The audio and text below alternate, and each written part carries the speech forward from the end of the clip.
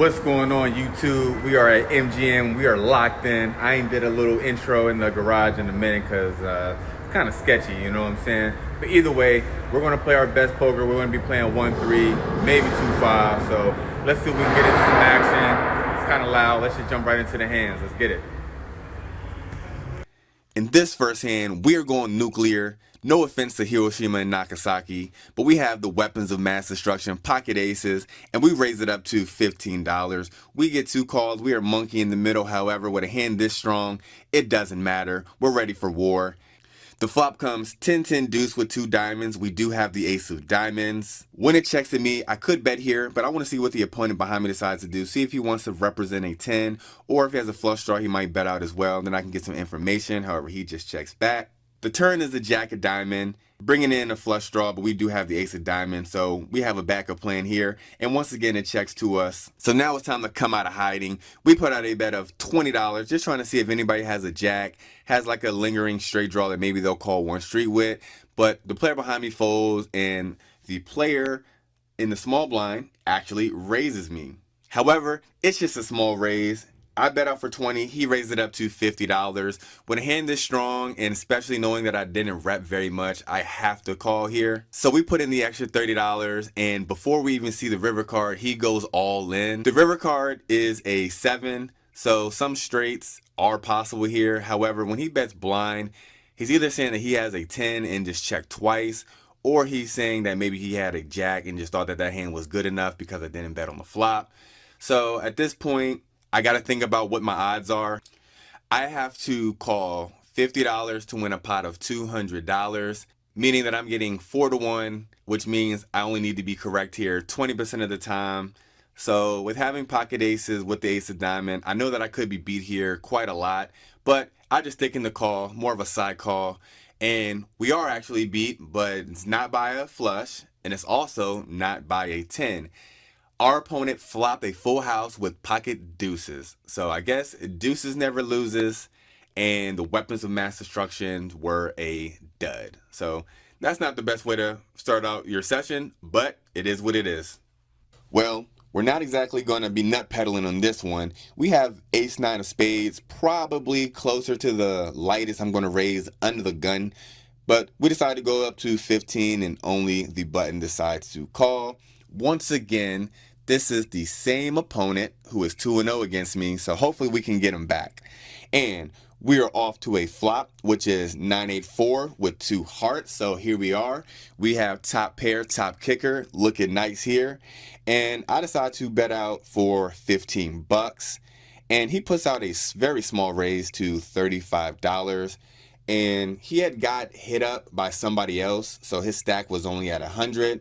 So at this point, I just want to take it all from him. If he has two pair, a set, of straight draw that gets there, it doesn't matter. We're going all for it.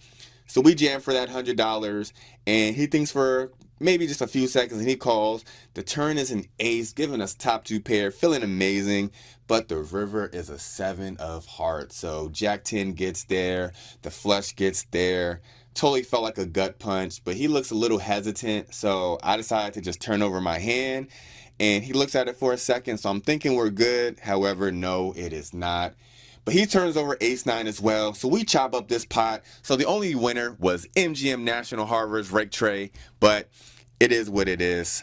We got to keep on going. We got to get some of this money back, but he's kind of been pretty spewy, so we got to get him back before he leaves. Not quite as luxurious of a hand. We have ace-jack in the big blind. There's one limp of a straddle, and I decided to raise it up to $25, and only the button, the guy who cracked my aces, decides to call. So this is a good situation to get some of my money back. And we are off to a flop, which is deuce 4-5 with two clubs. If it becomes relevant, I do have the ace of clubs here. And I decided to bet out for $15, and we are off to the turn, which is another 4, pairing the board. And on this card, I see him shifting in his seat a little bit. So normally that happens when somebody sees a card that they like. And at this point, I just decide to check and he decides to put out a bet of $40, and I'm thinking if I should call because I do have a gut shot. However, gut shots don't hit very much, and with him sitting up like that, I could be drawing dead here or drawing very, very thin. He could already have a straight, and I decided to fold, and he does show the two of clubs. So regardless of anything, he had me beat. And I think jamming here is like an extreme overplay. He could have all of the two pairs, the straights, flushes, everything like that. So I think I like my fold. However, it just sucks that this guy is 2-0 against me. So first, if anybody can tell me where this hat is from, thumbs up to you, and maybe you'll get a bonus. So in this hand, we got 9-10 offsuit in the cutoff. So being five-handed, I'm going to raise it up to 8. And we only get one customer in the big blind. He's priced in.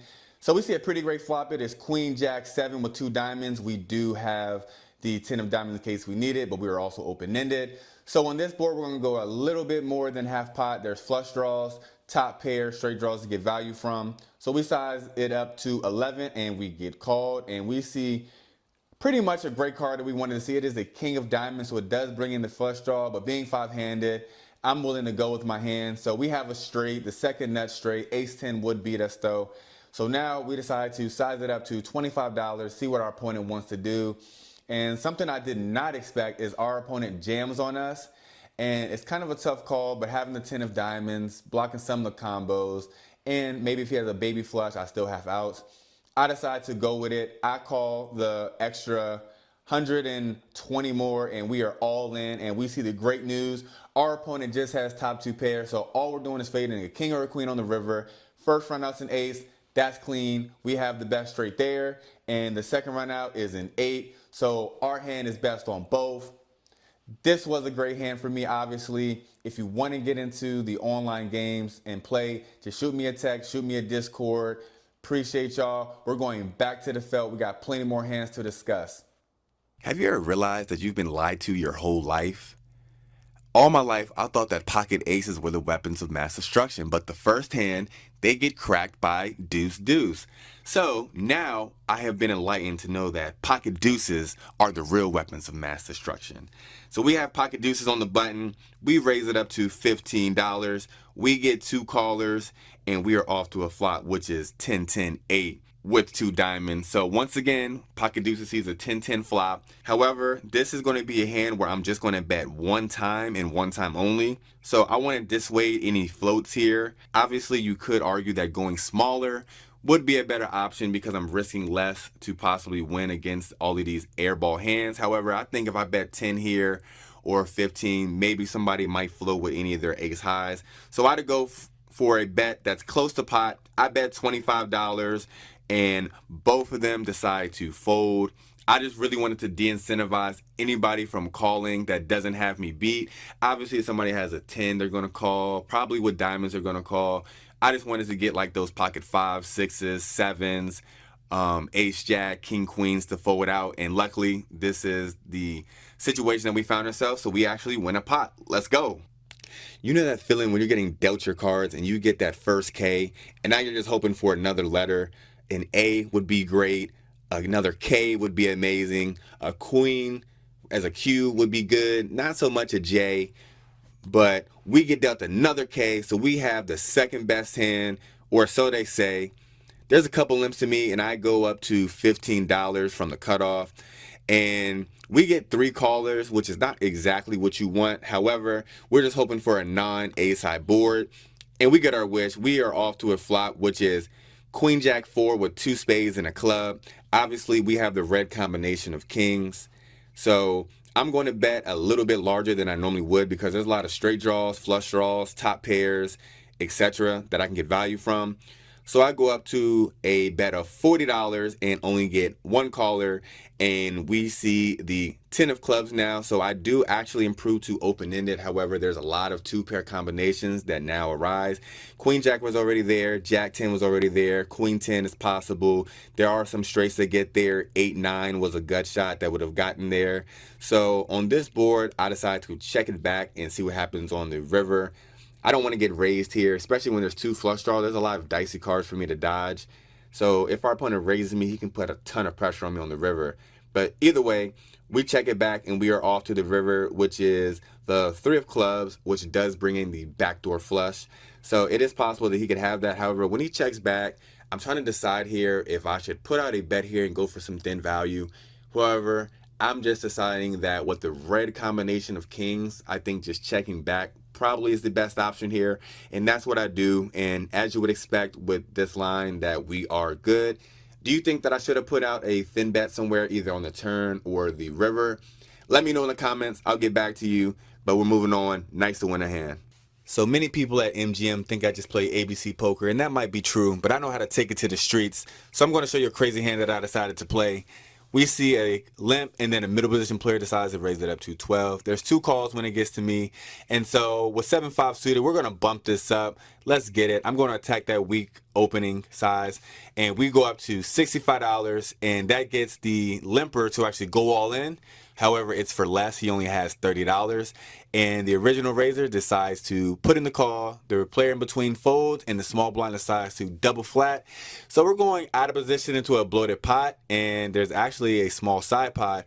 But at the time, I didn't really recognize it. So when we were off to the flop, which was King, King 3, and the small blind checks to me, I actually decided to check to the middle position player, decide what he wants to do, and then I'll act accordingly.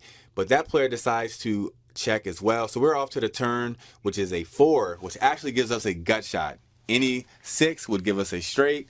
And so now when the small blind checks again, this is when it actually dawns on me that it's not like a close to dry side pot, because everyone put in the 30 in the main, but there's $35 extra dollars from the 2 opponents. So there's $70 of profit and $105 total in the side pot. So at that point, it becomes profitable for me to attack it. So I bet out for $75, knowing that the small blind checked me twice, so he's not going to have a king.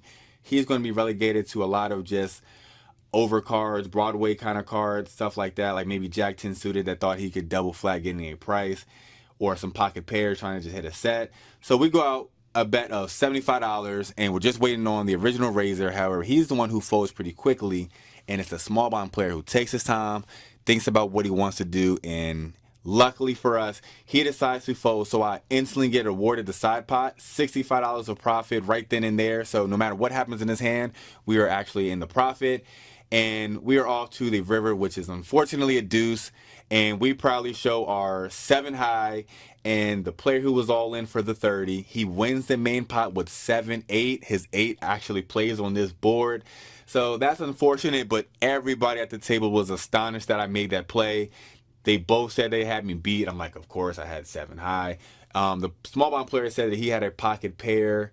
He said it was 8, is what he claimed. And I do believe him. That would make sense.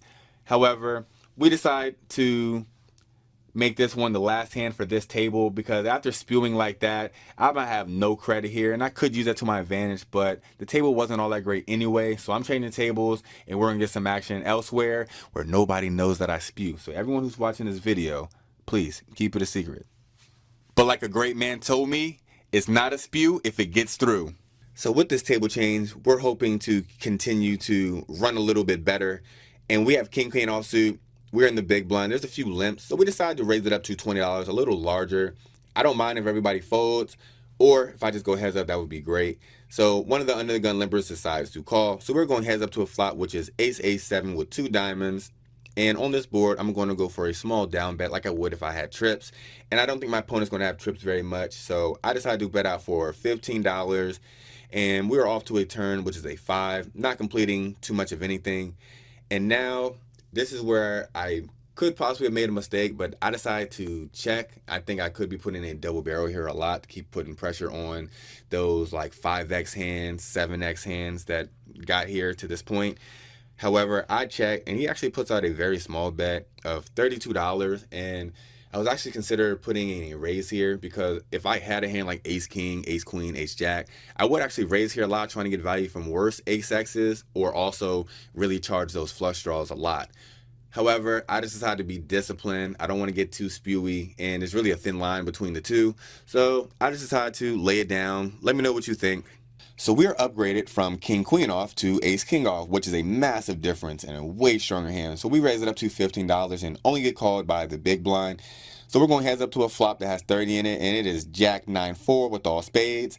And when you know you're not suited, you always got to do that spade check one time. So I look at my cards and I do see that I have the king of spades. So I do have the second nut flush draw along with some overcards and a lot of range advantage. So I decided to put out a bet of $15, and he thinks about it for a minute and he decides to put out a call. And we're off to the 10, which is a great card because now we have two overs, a gut shot to a straight, along with our flush draw. But when he checks, something just told me that he could have something decently strong here. So I just decide to check it back, realize my equity, and we are off to a river, which is a 3 of spades. So that's a great card. We now have the second nut flush draw. But on this card, he decides to put out a bet of $25. And I was trying to decide, is there any merit into raising here? However, if he's putting out a bet with like the queen of spade or a 9 of spade, I think there's almost no chance he's going to call a raise here. So I just decided to stick in the call for $25, and he actually reveals that he flopped a flush with ace 7 of spades. So I guess we could have lost a little bit more. If he raised the flop, I would have had to call.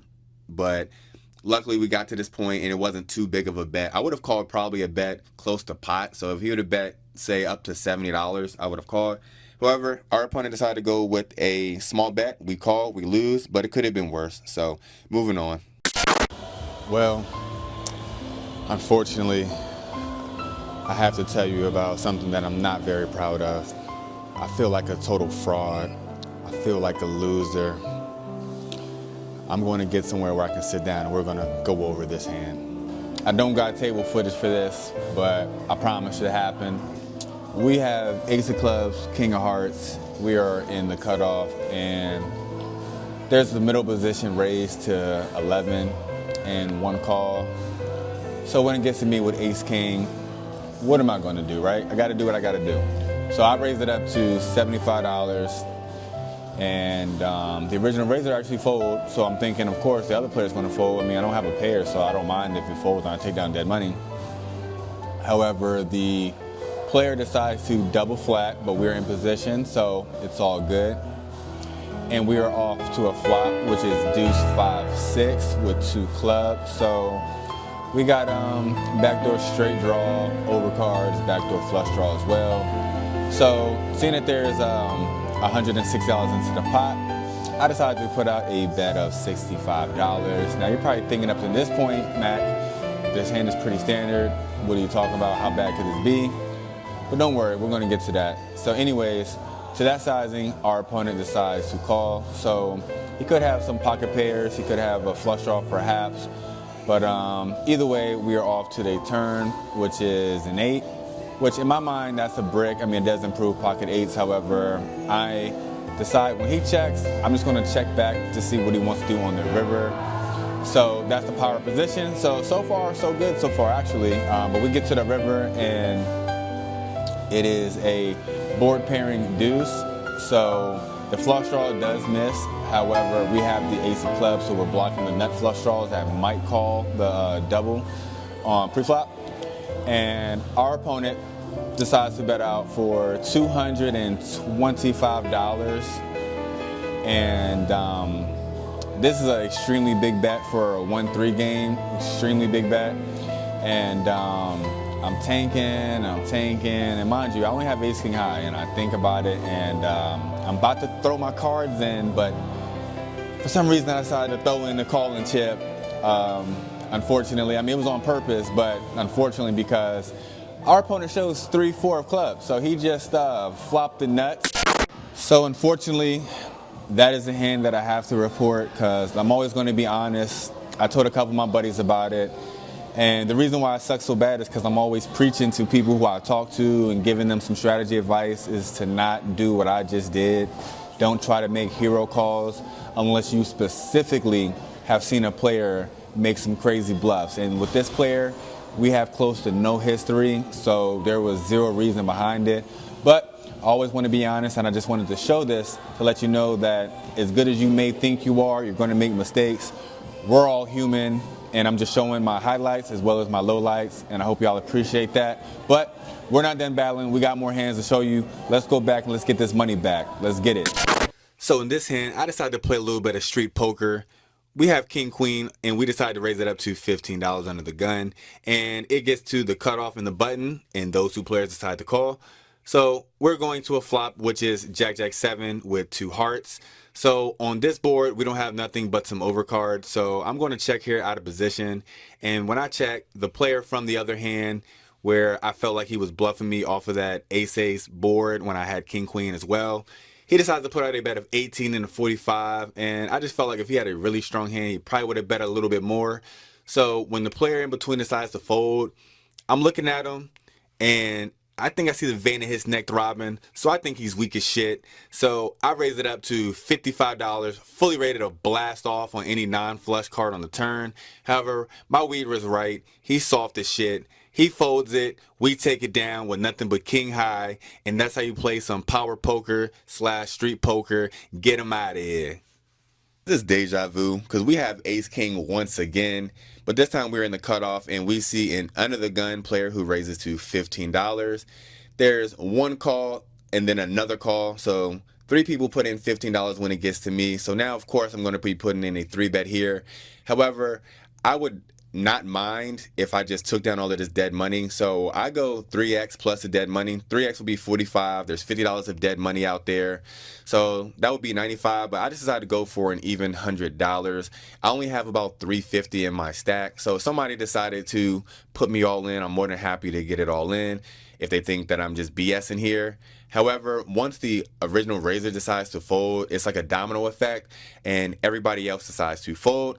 So just like that, I don't got to pay rake, and we take down $50 of dead money with no pair without seeing it flop. So I like that result. I'm actually happy with it. I would have been happy if one person called, one person jammed, or just to take it down. So we'll take it.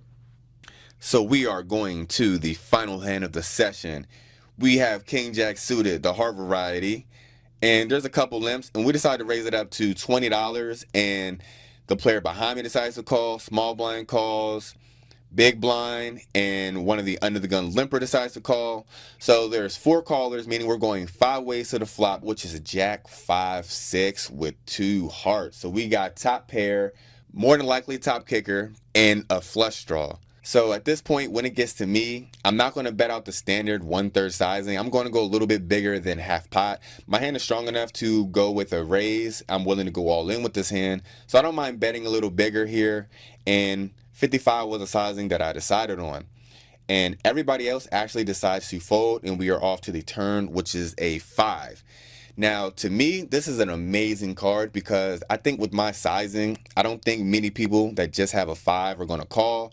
So I'm really doubtful of that. The only hand that might simply have called was 6-5, but I think 6-5 would also have raised. So we don't really have to worry about pocket 5s no more because that would be quads. We still got to worry about pocket 6s. However, once again, with so many people in the hand, I think that pocket 6s will raise at some frequency. So now I'm just thinking that I'm 100% going to be good. So I really want this player to call again. So this pot now at this point has $210, and I only bet out for $60. This price is an amazing price for him to call with his straight draws or his weaker jacks, and he decides to call, and we river a heart. So we now have a flush. Amazing feeling. But what I didn't expect was for him to lead out for $220, and I thought that it was putting me all in, so I just like snap called. And this was kind of a small mistake, but as you see, I had a little bit more than that. I had about 245 in my stack, so I did miss out on that $20. And our opponent showed he had deuce 4 of hearts, so he actually had a gut shot to a straight flush there, and I think that turn bet was a perfect size to get him to call, although he might have called a larger bet.